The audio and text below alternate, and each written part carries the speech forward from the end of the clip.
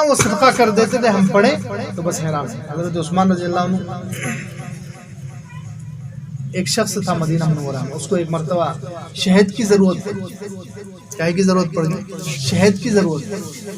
اب وہ لوگوں کے پاس جا رہا ہے, بھائی شہد دے دو, شہد دے دو, مجھے علاج کرنا ہے بیماری کے لیے, تھوڑا سا شہد چاہیے, ایک کٹورا, ایک پیالہ, تھوڑا سا شہد دے دو. تو کسی نے کہا کہ تو یہ رستے پر کھڑے رہے, یہاں پہ ابھی حضرت ایک صحابہ ہے, وہ حضرت عثمان تھے, ان سے منگ لینا تو وہ دے دیں. تو حضرت عثمان رضی اللہ عنہ کا قافلہ آیا. اب اس نے جا کر مانگا کہ مجھے شہد, ایک پیالہ شہد چاہیے.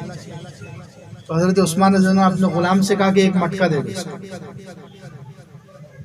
وہ کتنا مانگ رہا ہے؟ ایک پیالہ. اور حضرت عثمان رضی اللہ عنہ کی سخاوت دیکھیں, انہوں نے بولے ایک مٹکا دے دو. اب وہ غلام بعض مرتبہ جو ہے, جو آقا ہے, جو سیٹ ہے, وہ سخی رہتا, غلام تھوڑا بخیل رہتا ہے. جس کا پیسہ ہے, جس کا جا رہا, اس کو تکلیف نہیں ہو رہی, کہ غلام کو تکلیف ہو رہی. ایک غلام بول رہا ہے کہ حضرت اس کو تو ایک کٹورا ہونا اور آپ ایک مٹکا دے دیے. وہ بولے اپنے پاس جو ہے ہر اونٹ پر دو دو مٹکے, ایک اس طرف ایک اس طرف, اگر ایک مٹکا دے دیں گے تو بیلنس آؤٹ ہو جائیں گا. تو حضرت نے بولے دونوں دے دے. کیا بولے؟ دونوں مٹکے دے دے. تو اس نے بولا حضرت یہ دو مٹکے انہیں اٹھا کے کیسے لے کے جائیں گا؟ تو بولے وہ اونٹ بھی دے دے. کیا بولے؟ وہ اونٹ بھی دے دے.